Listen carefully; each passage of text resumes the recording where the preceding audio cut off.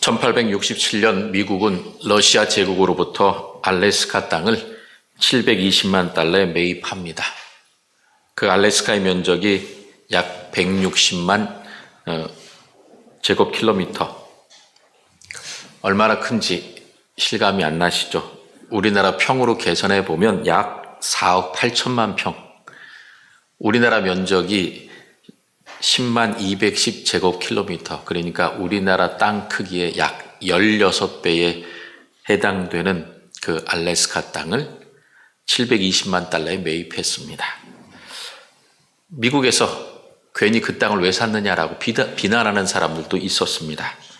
그런데 알래스카에 매장된 수없이 많은 광물들, 지하 자원들, 그리고 그 땅에 있는 목재들과 많은 것들을 따지니 그 720만 달러가 결코 비싼 비용이 아니었습니다. 특별히 석탄은 세계에 존재하는 석탄 매장량의 10분의 1이 그 알래스카 땅에 매장돼 있었다고 합니다.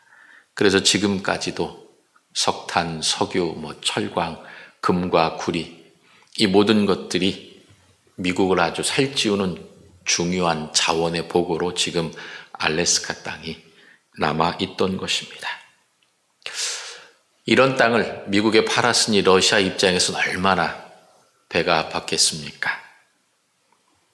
당장 보기에 추운 땅, 그것을 보존하기에 더 비용이 더 많이 들어간다고 생각했던 그 땅이어서 가치가 없어 보여서 팔았는데 알고 보니 그것이 정말 노다지와 같은 그런 땅이었습니다. 살다 보면 정말 별 볼 일 없다고 생각했는데 너무나도 좋은 것들을 갖고 있는 그런 귀중한 것이라고 생각해서 후회하기도 합니다. 때로는 엄청난 가치를 갖고 있다고 생각했는데 나중에 보니까 그게 별 볼 일 없는 일이 되어서 절망하게 되는 경우도 있습니다. 이 모든 것들은 사람들이 자신이 갖고 있는 지식, 경험, 그리고 나의 가치관이 정말 뛰어나다고 생각해서 과신하다 보니 문제가, 안타까움을 만나게 되는 것입니다. 오늘 사도행전 4장 본문에서도 우리는 이와 같은 사람들을 만나게 됩니다. 내가 가장 의롭고 거룩하고 정결해서 다른 사람들은 나를 따라올 수 없다라고 생각하는 사람들, 바로 제사장과 성전 맡은 자들과 사두개이들이었습니다. 그들은 제자들을 불러다 놓고 제자들을 죄인 취급하면서 너희가 무슨 권세와 누구의 이름으로 이런 일을 행하였느냐라고 추궁합니다. 어떤 사건입니까? 사도행전 3장에 베드로와 요한이 때를 따라 기도하기 위하여 성전에 갔다가 그 성전 문 앞에서 구걸하고 있는 안전뱅이를 보고 그를 치유한 사건, 그것 때문에 지금 이 제자들을 추궁하고 있는 것입니다. 여러분, 몸이 불편해서 평생 안전뱅이로 살아서 사람들에게 구걸해야만 먹고 살 수 있는 그 사람을 낫게 한 것, 그것이 큰 죄입니까? 모든 사람이 삥 둘러서서 그 가운데 놓고 내가 왜 이런 일을 했느냐라고 추궁할 만큼 잘못한 일입니까? 몸의 불편함 때문에 평생 어렵고 힘들었던 사람, 그를 고쳐주고 치유해서 새로운 삶의 길을 열어준 것이 잘못된 일이라고 한다면 이 세상에 잘못을 행하지 않을 사람은 아마 한 사람도 없을 것입니다. 이 유대 종교 지도자들은 자신들이 거룩하고 정결하고 하나님의 구원을 얻을 만한 특별한 사람이라고는 자부심에 가득 차 있었던 사람입니다. 자만심에 가득 차 있는 교만한 사람들이었습니다. 그래서 자신들에게 모든 관심이 집중되어야 하는데 듣도 보도 못한 갈릴리의 어부 출신이 나타나서 안전뱅이를 일으키고 그에게 관심이 집중되자 그들 속으로 시기와 질투가 났습니다. 그래서 생트집을 잡고 지금 이 사람들을 추궁하고 있는 것입니다. 그래서 7절에 보면 너희가 라고 이야기하고 있는데 이 너희가 라고 하는 이 호칭에는 너희 같은 자들이 도대체 무엇을 할 수 있느냐라고 하는 업신여김이 담겨져 있습니다.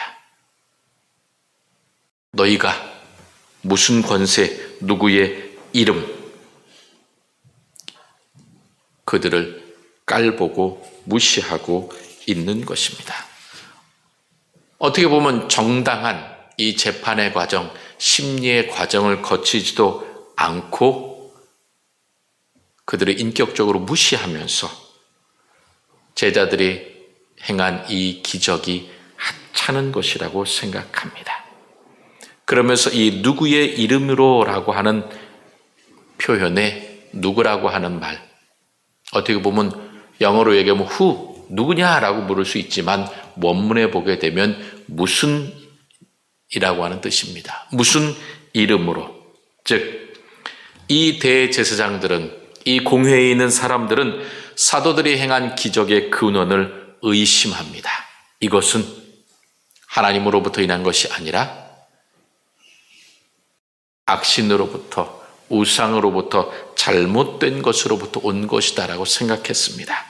그래서 그들은 신명기 13장 1절부터 3절에 율법에 이야기하고 있는 대로 하나님께서 거짓 선지자가 잘못된 예언을 하고 이적과 기사를 행하면서 사람들을 미혹할 것이다 라고 하는 말씀에 근거해서 무슨 권세로, 무슨 이름으로 너희가 이런 것을 행하였느냐, 너희가 하나님을 의지한 것이 아니라 악신에 근거한 것이다, 거짓된 행동이다라고 확신하고 지금 제자들을 매도하고 있는 것입니다. 이러한 종교 지도자들의 간사함과 탐욕, 그들의 욕심은 이미 예수님께도 똑같이 자행되었던 행동입니다. 예수님께서 공생애를 펼치시면서 많은 사람들을 치유하시고 귀신을 쫓아내시고 회복시켜 주셨습니다. 삶에 지친 자들, 너무나도 힘들고 어려워하는 자들을 긍휼히 여기시고 자비와 사랑을 베풀어 주셨던 것입니다. 그러한 예수님을 바라보면서 이들은 무엇라고 얘기했습니까? 그가 귀신의 왕 바알세불을 힘입어서 이런 일을 행한다라고 예수님의 모든 기적과 이사를 폄하하고 매도했습니다. 누가복음 11장에 그 내용이 자세히 기록되어 있습니다. 그러면서 예수님을 따르는 사람들조차도 죄인으로 몰아세웠습니다. 예수님을 모욕하고 거짓 증인을 내세워서 결국 예수님에게 신성모독이라고 하는 죄를 뒤집어 씌워서 십자가형을 받게 만들었던 사람들이 바로 오늘 제자들을 추궁하고 있는 유대의 종교 지도자들이었던 것입니다.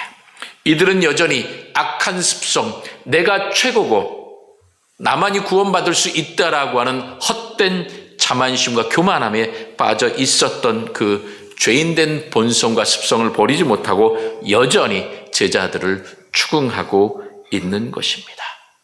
그런데 여러분, 이 제자들은 두려워하지 않습니다. 너희가 무슨 권세로 누구의 이름으로 이런 일을 행하였느냐라고 추궁하고 물을 때에 8절에 보면 말합니다. 베드로가 성령 충만하여 대답했다라고 성경은 말씀하고 있습니다. 우리가 주인공이 아니라는 겁니다. 나를 바라보지 말라는 것입니다. 우리가 행한 이 착한 일에 대하여 우리가 너희에게 할 말이 없다라는 것입니다. 내가 이야기할 수 있는 것은 오직 하나.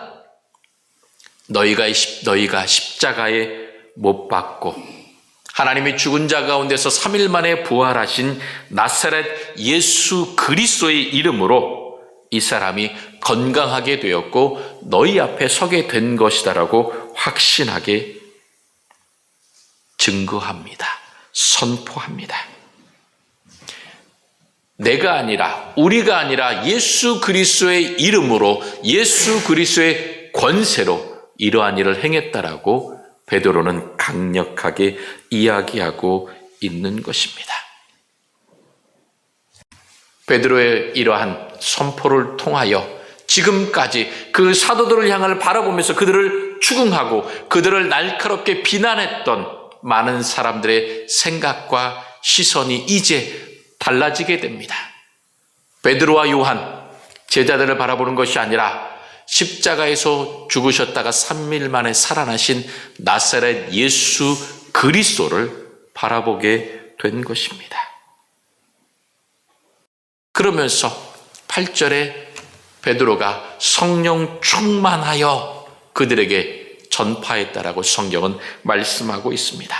여기서 말하는 성령 충만이라고 하는 것은 지속적인 성품, 품성으로서의 성령 충만이 아니라 특수한 상황에서 하나님께서 역사하셔서 성령의 충만함을 받게 하시는 것입니다.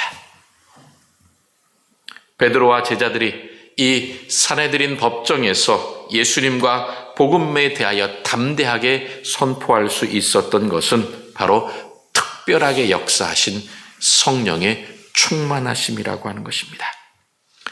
이와 같이 하나님은 하나님의 백성들, 하나님의 자녀들이 위기 상황에 처하게 되면 그들의 마음을 강하게 하시고 담대하게 하셔서 두려움과 염려가 아니라 성령 안에서 그 모든 어려움과 시험과 환난을 이겨내도록 힘주시는 분, 그분이 바로 하나님이시고 그때에 강력하게 역사하시는 분이 성령 하나님이십니다.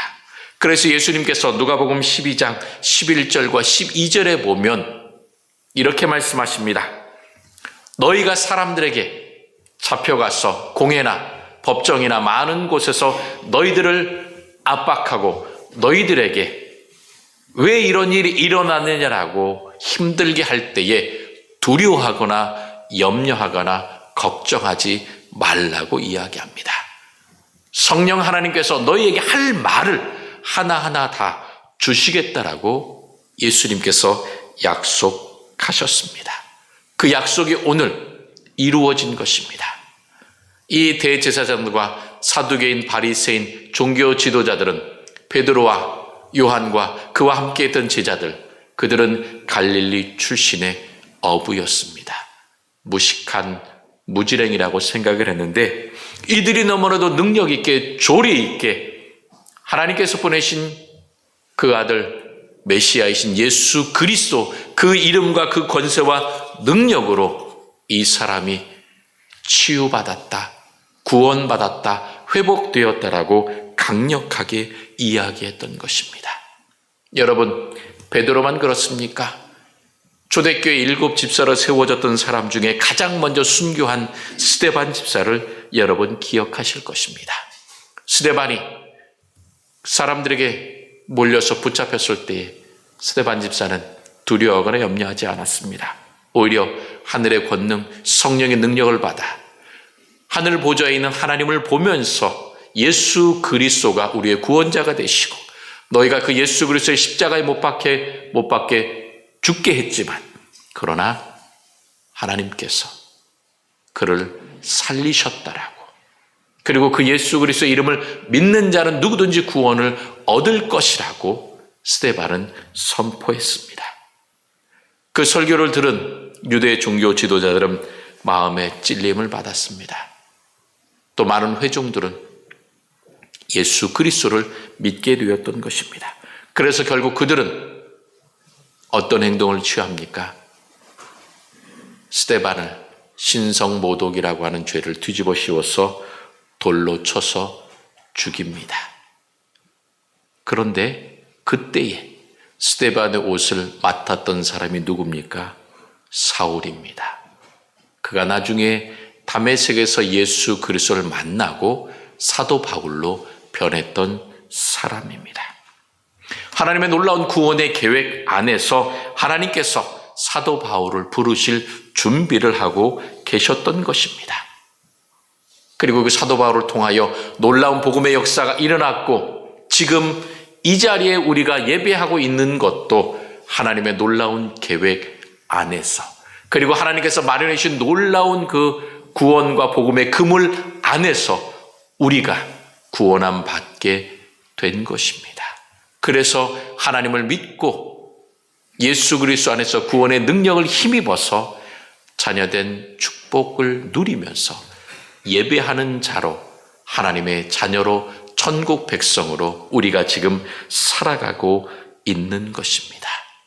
그 구원의 능력은 지금도 우리들에게 베풀어지고 있는 것입니다. 그러면서 뭐라고 이야기합니까? 9절에 이 사람이 어떻게 구원을 받았느냐.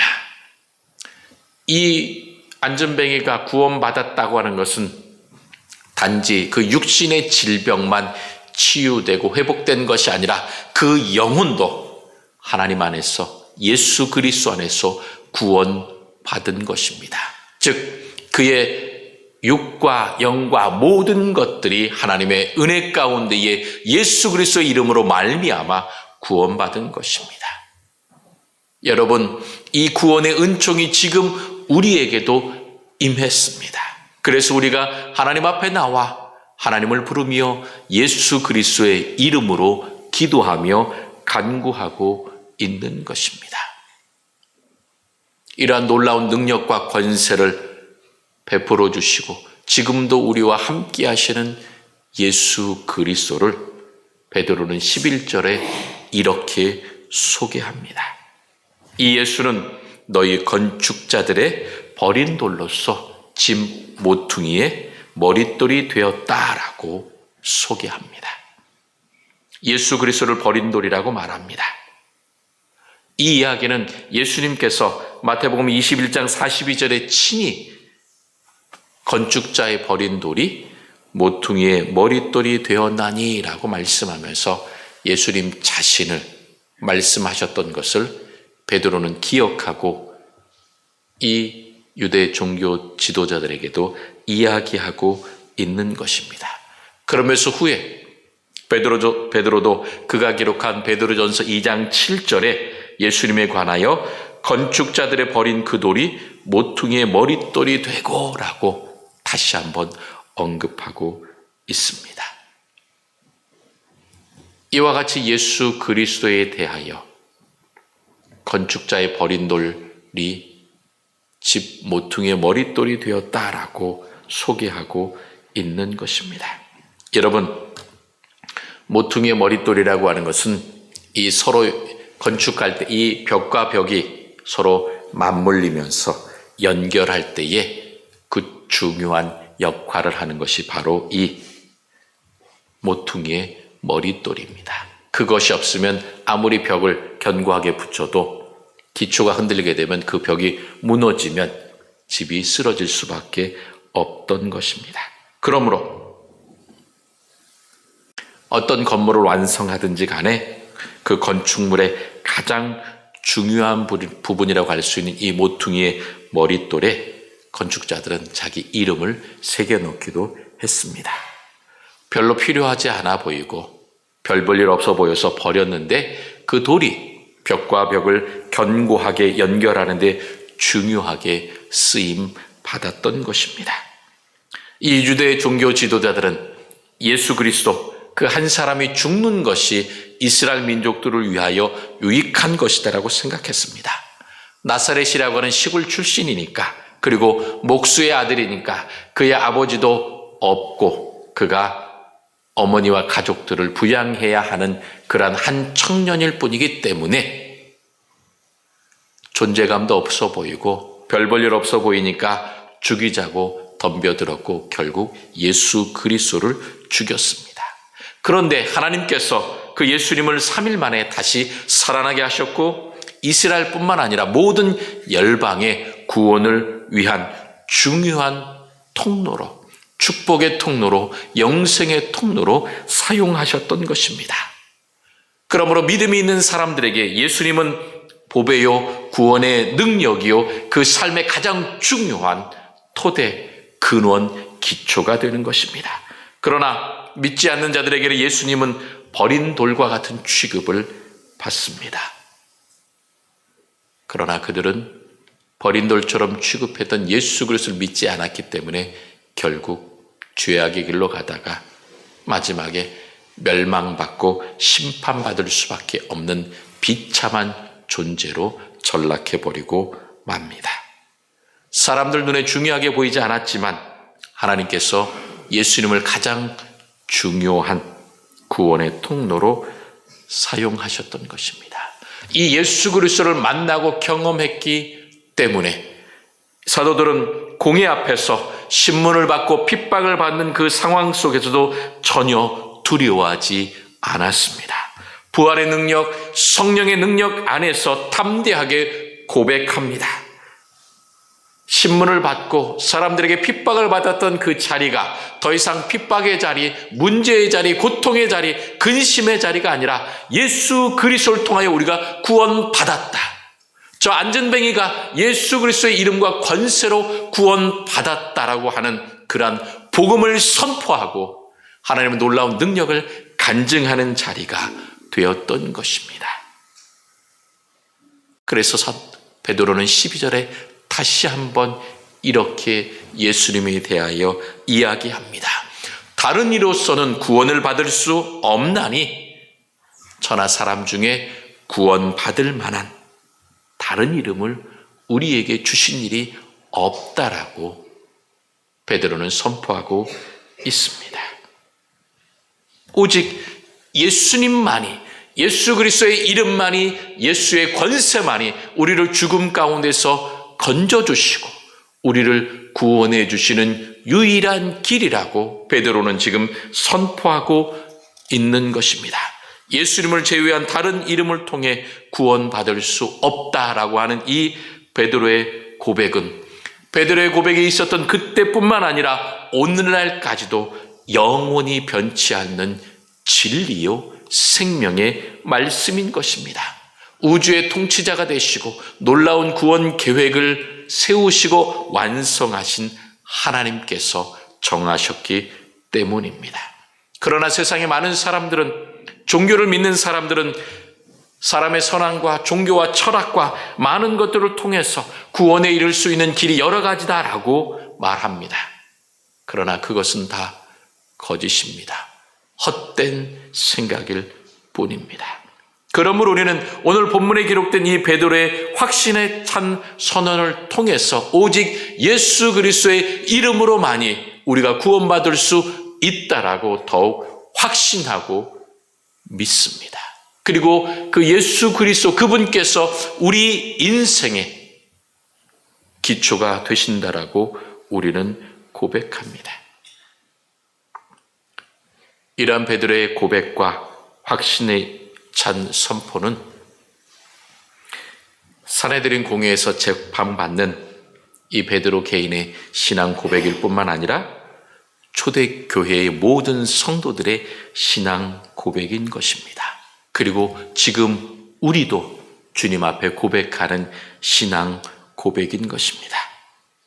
베드로의 이러한 대답은 베드로와 제자들을 압박해서 궁색하게 변명하고 예수 그리스도를 부인하게 만들려고 하는 많은 종교 지도자들의 헛된 계획을 다 무너뜨리는 성령의 능력이요 말씀의 능력인 것입니다.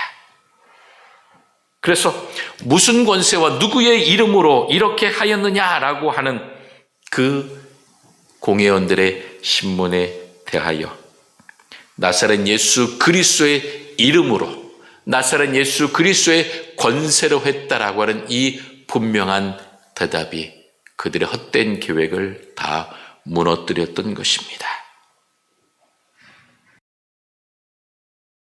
여러분, 우리가 고백하고 우리가 믿고 따르고 사랑해야 할 이름은 예수 그리스도입니다. 그리고 우리가 가장 소중하게 여겨야 할 이름 또한 예수 그리스도입니다.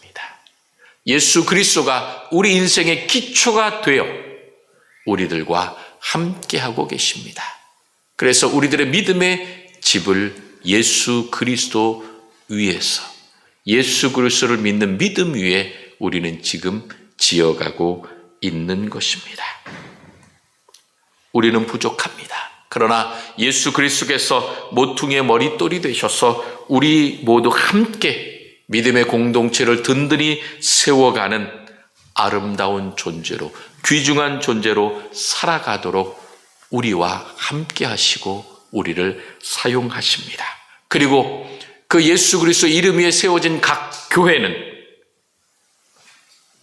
함께 모여 하나님께서 기뻐하시고 하나님의 나라와 하나님의 구원의 영광을 선포하는 거룩한 하나님의 군대로, 하나님의 용사로, 하나님의 나라를 이 땅 가운데 완성해 가는 힘 있는 일꾼으로 세워져 가게 됩니다.